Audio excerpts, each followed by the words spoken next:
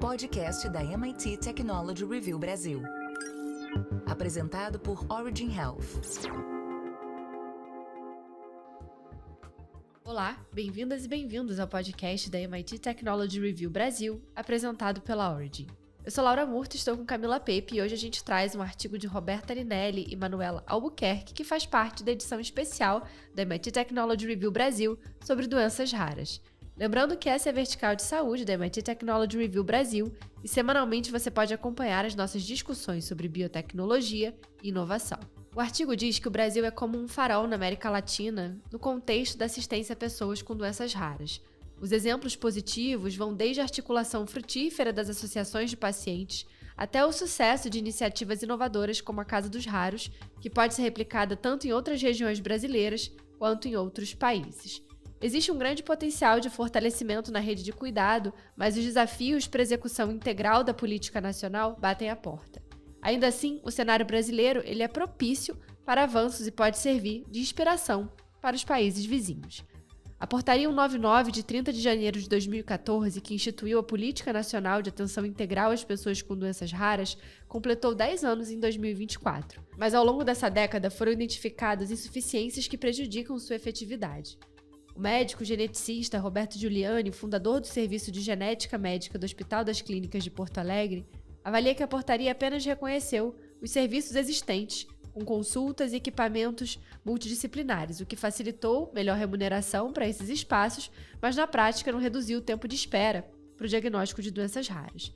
Atualmente, há 31 serviços cadastrados com base na portaria, e a maioria concentrada na região sudeste, que são 12, 7 no sul e 7 no Nordeste. Apesar do aumento do número de centros na região Nordeste ao longo dos anos, todos estão localizados em capitais, como Salvador, Fortaleza e Recife. Nas demais regiões, com exceção da região Norte, com apenas um centro habilitado em Belém, há serviços disponíveis em outras cidades que não as capitais.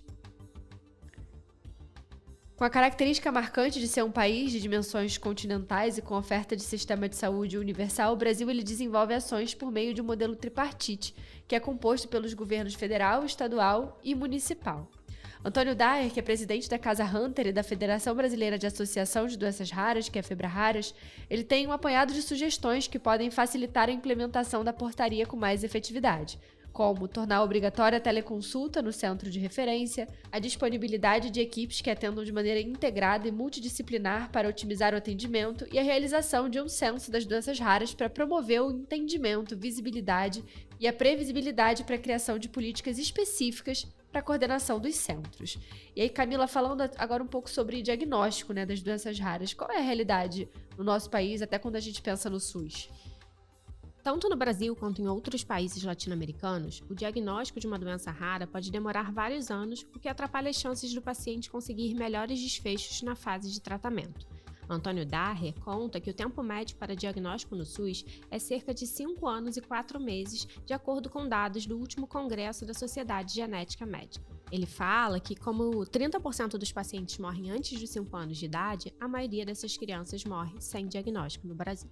Daher conta que, embora ainda esteja no momento de implementação, o modelo utilizado na Casa dos Raros é um exemplo de gestão que poderia ser replicado pelo Ministério da Saúde. Segundo ele, o novo modelo em teste reduz drasticamente a jornada do paciente. Apesar de o atendimento ainda estar em fase de teste de criação de protocolos, o diagnóstico ocorre, em média, em 41 dias. Uma jornada de 10 anos foi reduzida para 10 semanas, segundo ele. Essa redução significa dignidade e qualidade de vida para a família, alteração da história natural das doenças e aumento da visibilidade, do entendimento e do conhecimento das doenças raras. Ele afirma que mostramos para o SUS que, com poucos recursos, atendemos mais pessoas com qualidade e sem fila, e é possível mudar, não necessariamente investindo muito dinheiro, ao contrário, investindo da forma correta. Outro marco importante na história recente do país foi a lei que amplia para 53 o número de doenças detectáveis pelo Programa Nacional de Triagem Neonatal pelo teste do pezinho, que inclusive já foi tema de um dos nossos episódios aqui do podcast. Porém, o acompanhamento do cumprimento dessa nova legislação é uma das preocupações do momento. De acordo com Giuliani, ações isoladas como as que ocorrem no Distrito Federal e na cidade de São Paulo têm como objetivo incorporar essa ampliação, mas com iniciativa e recursos próprios. Ele conta que esse caso é bem emblemático e representa o que acontece muitas vezes no Brasil. Existe o documento, mas não há como implementar o que se estabelece no documento. A estratégia da FEBRARAS é atuar na articulação com os governos estaduais e municipais sem aguardar a ação federal, para que a legislação saia do papel. Quando houver a implementação, dá conta que uma das transformações relevantes do ponto de vista das políticas públicas será a obtenção de dados para determinar a incidência correta de cada doença no país. Camilo, o artigo até traz uma fala do pesquisador de Direito da Saúde, Doenças Raras, Daniel Weinstock, que já até participou aqui do podcast, né, sobre os vários Brasis e a necessidade de se trabalhar políticas públicas a partir de um olhar holístico. De alguma forma, esses olhares têm sido considerados hoje na política para doenças raras? Quais seriam essas sugestões de melhora e ações, né, nesse sentido? Perfeito, Laura. O Daniel ele fala exatamente isso, né? Que é importante a gente considerar que existem diversos Brasis dentro do nosso país, né? Não adianta a gente avançar apenas com a criação de um grande centro de referência em São Paulo, se as pessoas de baixa renda que moram em Rondônia ou no Amapá não têm esse acesso. Por isso, é essencial a gente olhar também para a equidade. Muitas vezes, as famílias enfrentam outros desafios que são os determinantes sociais da saúde. Daniel fala que esse olhar holístico ele é necessário, pois o acesso à saúde é muito mais do que os medicamentos de alto custo. Ele traz também um ponto super importante, que no Brasil existe uma falta de visão de auxílio social aos pacientes e que é essencial entender que, além de pacientes, são filhos, são estudantes, são pessoas. A visão biopsicossocial, ela é crucial. A saúde física, mental e social é indispensável ter políticas de auxílio social às famílias e aos pacientes, e não apenas a criação de uma pensão mensal para famílias de baixa renda. Ele traz a importância de se criar escolas acessíveis e capacitar professores, capacitar empresas e empregadores para olhar as pessoas adultas com doenças raras como produtivas e com projetos de carreira e de vida, considerar o impacto da doença rara na saúde mental, incluindo a ansiedade e depressão e até o suicídio. Um dos grandes aliados nessa busca pela correção das falhas das políticas públicas do Brasil tem sido o Congresso Nacional. A senadora Mara Gabrilli, presidente da Subcomissão de Doenças Raras, indica que o primeiro passo no âmbito do legislativo será fazer um diagnóstico de como está a expansão do teste do pezinho. A parlamentar propõe, de antemão, uma fiscalização por parte do Ministério da Saúde. Ela fala que a subcomissão tem observado uma troca muito recorrente de secretários de saúde de municípios, o que impacta negativamente na continuação das políticas. Pelo apurado até o momento pela subcomissão, ela conta que há necessidade de mais centros de referências cadastrados no SUS para fazer o teste. Na visão da senadora Damares Alves, que é vice-presidente do colegiado, o Congresso está disposto a debater e buscar novas soluções. Para ela, o resgate da subcomissão já é um indicativo de que haverá proposição de mudanças. Ela conta que nunca viu um parlamento tão favorável para a discussão sobre doenças raras como está a configuração que a gente tem hoje. Para ela, não se tem política pública sem o legislativo, não tem decisão judicial sem marcos legais construídos pelo legislativo. A parlamentar reforça a necessidade de acompanhar a ampliação do teste do pezinho, considerando as diferenças regionais, e afirma que a situação da expansão do teste no momento é bastante desigual nos estados. Além disso, Damares Alves destaca que é preciso fazer um trabalho conjunto, envolvendo outras subcomissões do Congresso. Ela conta que o apoio para doenças raras não deve ser pensado apenas em termos de saúde. O debate precisa ser transversal, com ações assistenciais, previdenciárias, de educação e de direitos humanos. Por que não pensar em política pública para a família do raro? Ela diz que essa discussão ela vai levar na subcomissão. Importante que o artigo também traz é o destaque do Brasil nas áreas de registro sanitário, de preço e reembolso, quando pensamos em doenças raras. Falando especificamente de acesso, Camila, quais aspectos hoje são apontados como os mais críticos quando a gente pensa nessa disponibilização dos tratamentos para os pacientes raros? O principal questionamento dos atores envolvidos na discussão é sobre a atuação da Comissão Nacional de Incorporação de Tecnologias no Sistema Único de Saúde, a CONITEC, que é o órgão de assessoramento do Ministério da Saúde para a definição da oferta de medicamentos no sistema público.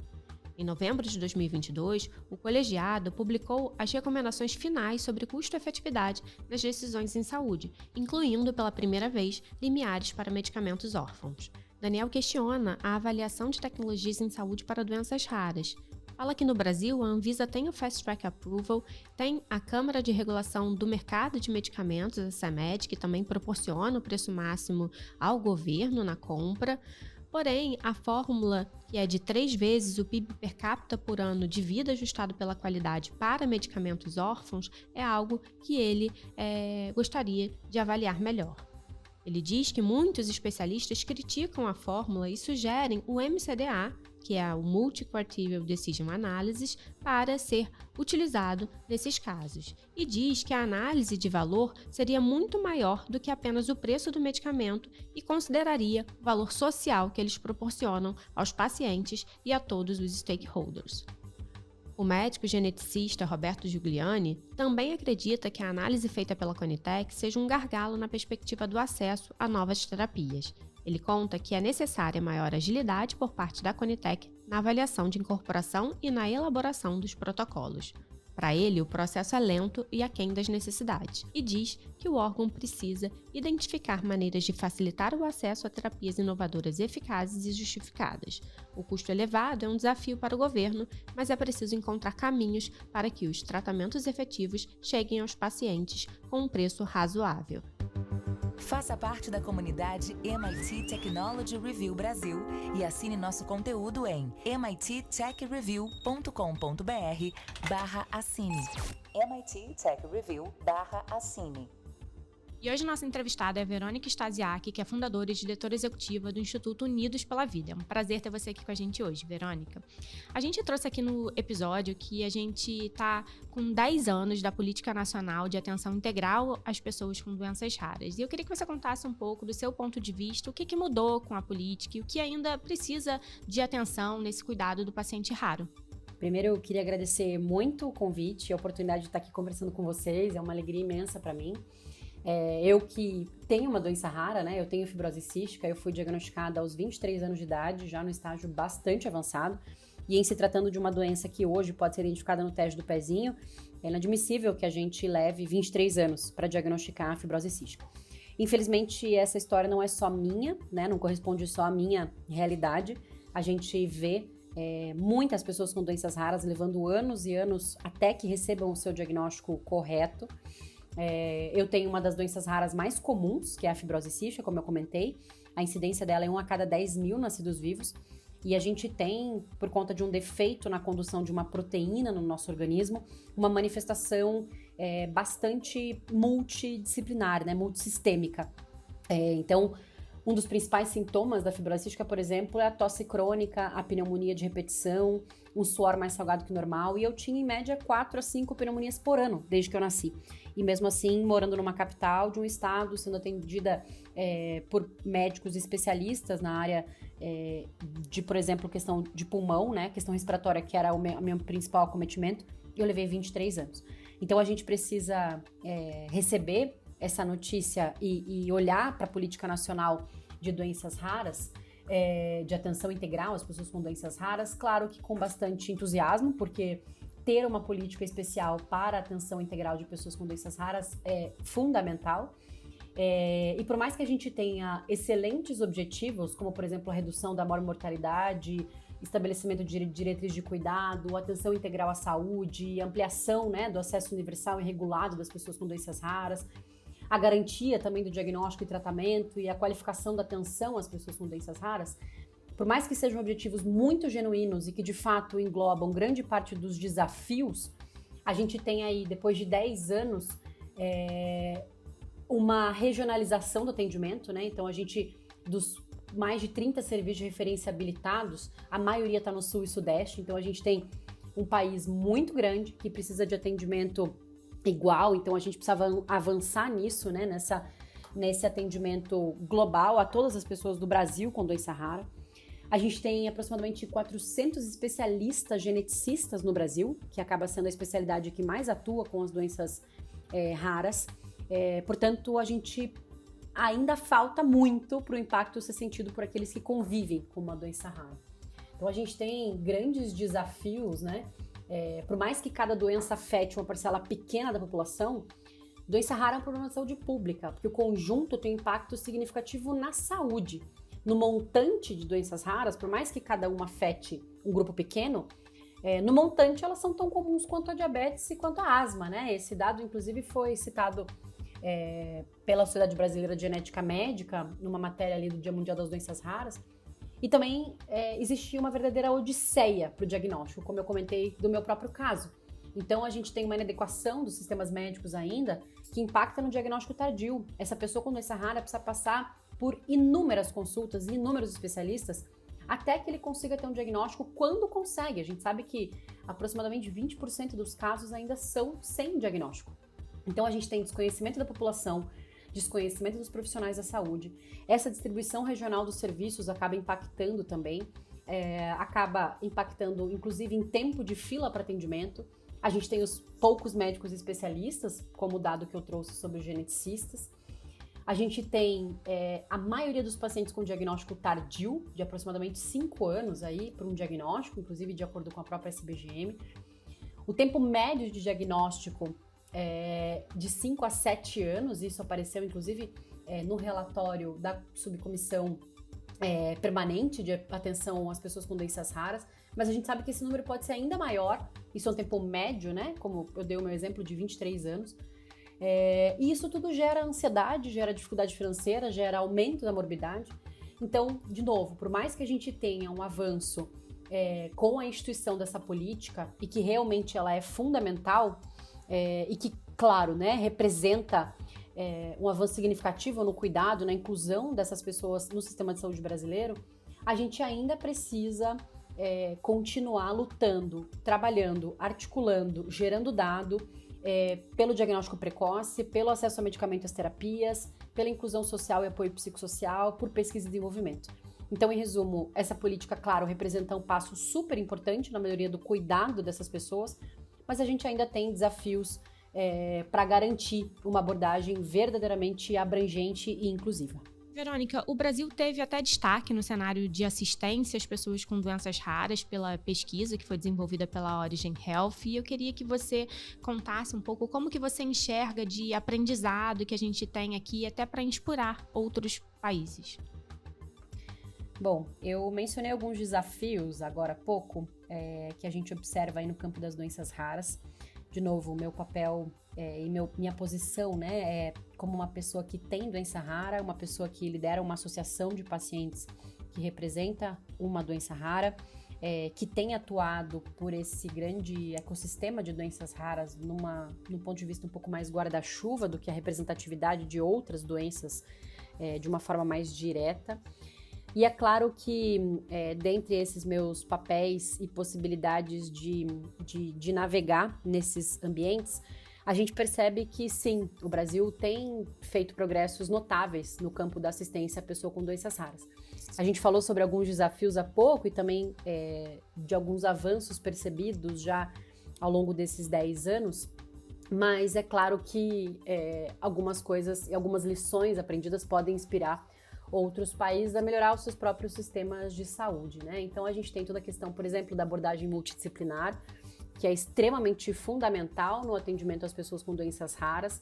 Então, quando a gente integra essas diferentes áreas, a gente consegue oferecer uma assistência abrangente e personalizada para os pacientes, especialmente no caso das pessoas com doença rara, isso é indispensável. Ao mesmo tempo, a gente tem uma dificuldade muito grande no centro de referência, e aí, citando, por exemplo, a fibrose cística, a gente tem centros de referência em praticamente todos os estados do Brasil, dentro de, na grande maioria das vezes, hospitais universitários, e infelizmente nem todos conseguem oferecer essa abordagem multidisciplinar para a pessoa com fibrose cística, e que precisa, no caso da fibrose cística, assim como de várias outras doenças raras. Então, é um exemplo, mas segue sendo um desafio de uma aplicação e de uma regularidade nos sistemas de saúde. essa rede de cuidado especializado, né, essa criação, essa intenção dessa criação tem sido uma estratégia muito eficaz para garantir que os pacientes recebam acompanhamento adequado e acesso a tratamentos específicos. E a gente também vê isso, né, nos próprios objetivos da nossa política, no estabelecimento das diretrizes de cuidado. Então, realmente, isso pode também servir de exemplo, ao mesmo tempo que não pode sair do nosso radar, para que isso se aprimore e aconteça de uma forma ainda mais estruturada e efetiva para os pacientes. Acho que também não dá para a gente deixar de falar sobre a participação da sociedade civil, né? Todo o envolvimento muito ativo das associações de pacientes, dos grupos, é extremamente fundamental para promover conscientização das doenças raras, defender direitos dos pacientes, influenciar a política pública e também acompanhar e controlar aquilo que está sendo prometido, dito e não realizado. Então, o controle social é extremamente fundamental para que as políticas, de fato, como por exemplo essa que a gente está discutindo aqui, seja implementada. Esse engajamento da sociedade civil, ele é fundamental e também pode servir como exemplo para outros países na promoção da inclusão e na defesa dos direitos dos pacientes. Então a gente vê a comunidade de doenças raras sempre muito engajada, a participação da sociedade civil não só nos processos de avaliação de tecnologia em saúde, mas em todo esse contexto de conscientização, de defesa e garantia de direitos e de influência em política pública. Pesquisa e desenvolvimento, o Brasil certamente poderia investir mais em pesquisa e desenvolvimento, né, e estudos epidemiológicos para entender melhor prevalência, padrão das condições. Esses esforços são muito essenciais para a gente poder avançar no conhecimento e no manejo das doenças raras, então é fundamental que a gente tenha mais investimentos e possa também servir de exemplo, né? Então a gente tem alguns registros já sobre algumas doenças que contribuem para o entendimento do contexto, que contribuem para o entendimento, por exemplo, de previsibilidade de uma incorporação, sobre epidemiologia, enfim, é muito importante que a gente tenha isso cada vez mais. E implementação, claro, de políticas que visam garantir o acesso ao tratamento específico, como, por exemplo, da inclusão de medicamento. Então a gente tem alguns exemplos aí, né, que o Brasil tem demonstrado que é possível, sim, a gente avançar na assistência às pessoas com doenças raras, quando a gente usa essa abordagem mais multidisciplinar, quando a gente tem rede de cuidado, quando a gente tem participação da sociedade civil, quando a gente investe em pesquisa e política que garante acesso ao tratamento. E ao mesmo tempo que a gente tem andado nesse caminho, que a gente ainda tem desafios em todas essas instâncias, o que a gente já andou também pode servir de inspiração para outros países que buscam melhorar o cuidado de paciente com doença rara. E, Verônica, até quando falamos do panorama geral da América Latina, a gente trouxe a importância das sociedades médicas e das associações de pacientes no contexto das doenças raras. Queria te ouvir sobre a experiência como associação de pacientes, especialmente no processo de incorporação de tecnologias. Bom, não tem como a gente falar de avanço no contexto de doença rara sem citar o papel e a importância inquestionável das associações de pacientes e das sociedades médicas nesse contexto, né? A minha experiência é na fibrose cística e também, mais recentemente, olhando para esse grande guarda-chuva de doenças raras e doenças respiratórias, considerando que a fibrose cística é uma das doenças raras mais comuns e que também tem vários acometimentos respiratórios e que, portanto, a gente, quando olha para essas doenças, também pode ter pessoas com fibrose cística subdiagnosticadas. E o Unidos pela Vida, que eu fundei quando eu fui diagnosticada com a doença, nasceu do propósito de tentar resolver um problema que a minha própria família tinha acabado de passar e que estava vivendo. Por conta do desconhecimento da doença, por conta da falta do diagnóstico precoce, do impacto do diagnóstico tardio, enfim. Então a gente começou as nossas ações, o Unidos pela Vida nasceu buscando contribuir pelo diagnóstico precoce e pela qualidade de vida através da informação, da conscientização e dos projetos voltados mais para essa área. Com o passar dos anos, a gente foi entendendo melhor e mapeando a demanda desse universo de fibrose cística. Começamos a desenvolver projetos ligados à educação, à pesquisa, a estímulo à compreensão dos profissionais da saúde e estudantes sobre o que é a fibrose cística através de projetos de educação, seminários, simpósios, fóruns, congressos, plataforma de educação à distância, aulas em universidades, enfim. Então, para estimular justamente a compreensão da fibrose cística, buscando que eles também possam vir atuar com isso no futuro. A gente também trabalha bastante pelo que a gente chama de formação de massa crítica, na verdade, que nada mais é do que alfabetização sanitária, né? Educação em saúde, para que as pessoas possam entender o que elas têm, possam manejar melhor as suas condições, possam tomar melhores decisões em saúde. E isso também reverbera sobre o contexto de política pública do nosso país. Então, a gente acompanhou e sempre compartilhou com o Brasil as novidades que aconteciam no mundo sobre fibrose cística, novas terapias, novos tratamentos, novas opções, evoluções. Acho que esse é um papel grande também das associações de assistência, de compartilhar o que tem de novidade, trazer para o Brasil de uma forma didática o que está acontecendo no mundo sobre aquela doença. E no caso da fibrose cística, a gente teve, na verdade, né, o registro de novas tecnologias, cujas pesquisas e resultados demonstravam um impacto bastante significativo na vida das pessoas. E a gente começou a se preparar e estudar muito sobre o processo de incorporação de tecnologia em saúde, avaliação de tecnologia em saúde, como que isso poderia acontecer no nosso país. Então, desde quando o medicamento foi registrado junto ao FDA em 2012, a gente já vinha trabalhando tanto por essa formação de massa crítica que eu comentei, que é o que é isso, para que serve, para quem que pode servir, quais são os resultados das pesquisas, e não só para essa doença, para esse medicamento, como para tudo que aconteceu para a fibrose cística nesse período. É nosso papel informar, né, e demonstrar como que as coisas podem acontecer e quais são os processos.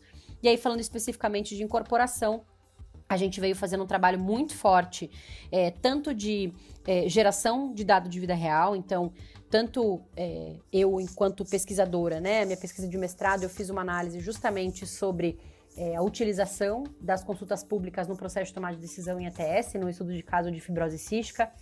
A gente fez um trabalho muito forte com as associações de assistência, com os pacientes, com os familiares, para entenderem o que é a participação social, como contribuir de forma qualificada, que tipo de dado que é importante numa consulta pública, por exemplo, todo o envolvimento com a sociedade médica.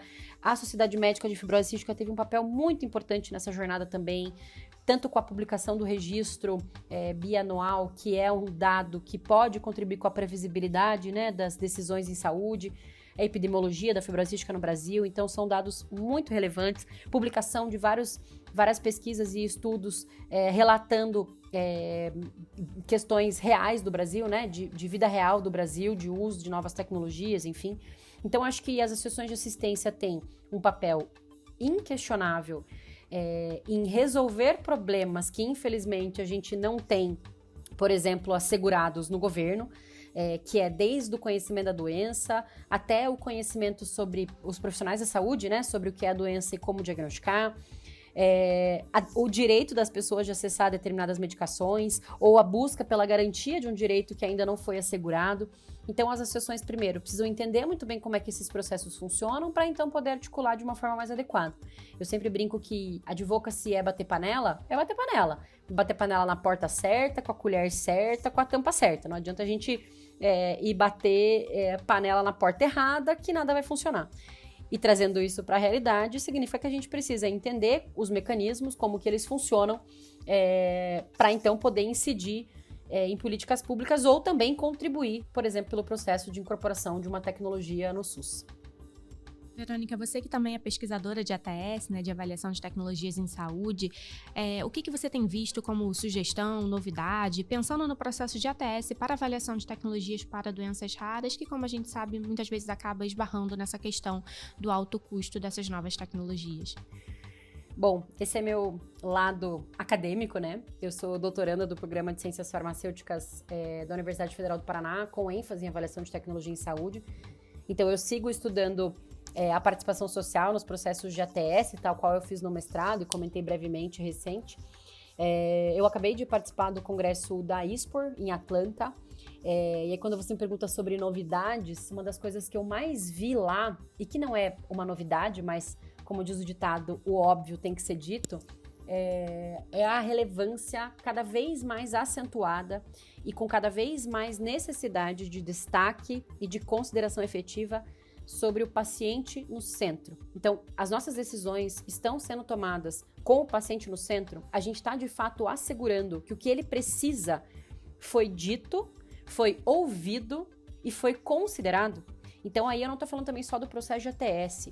Eu vi vários exemplos do mundo de inclusão do paciente no centro do processo desde o começo, desde lá da pesquisa clínica. Então, a gente não tem isso aqui exatamente no Brasil ainda nessas proporções, mas há muitas formas a gente incluir a perspectiva do paciente em várias decisões que a gente toma em saúde, em políticas públicas, em novos processos e na própria ATS, na própria incorporação de uma nova tecnologia em saúde. Então, incluir a perspectiva do paciente, de outros atores da sociedade na tomada de decisão não pode ser a nossa única forma de ouvir o paciente, depois que a gente já tomou uma decisão.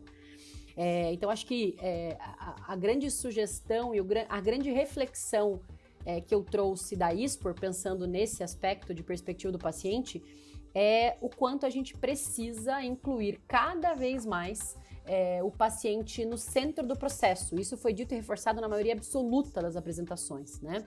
A experiência do paciente é um dado que a gente tem que considerar. Ele não é só um ponto de vista. E também muito foi dito, e uma coisa que para mim é muito importante, a gente tem vários jeitos que isso já foi dito em vários exemplos, mas o paciente no centro, né, significa fazer coisas com pacientes e não para pacientes ou por pacientes. É fazer coisas com pacientes. A gente tem que ter transparência na utilização da perspectiva desse paciente. A gente tem que, de fato, integrar isso e isso, de fato, guiar a tomada de decisão. E aí, quando a gente fala de doença rara, acho que o grande desafio é como tornar o invisível visível. A gente precisa olhar, e aí trazendo talvez um pouco mais para o contexto da ATS, a gente precisa olhar para as questões sociais que são envolvidas na saúde dessa pessoa. Quais são os custos indiretos, os custos não médicos? Incorporar uma tecnologia de alto custo para a doença rara não é somente pagar essa conta, mas é investir em outras inúmeras questões.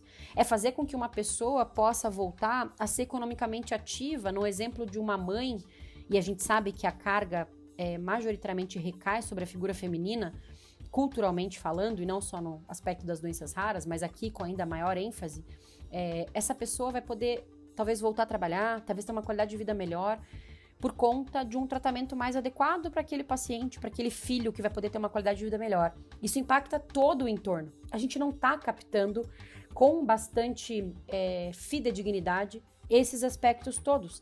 Então, como a gente torna o invisível visível? Eu acho que aqui é um grande olhar que a gente tem que ter, fundamental para essas questões sociais envolvidas, para identificar questões e endereçar políticas sociais e tomada de decisão que contribuam, né, com esses pontos todos.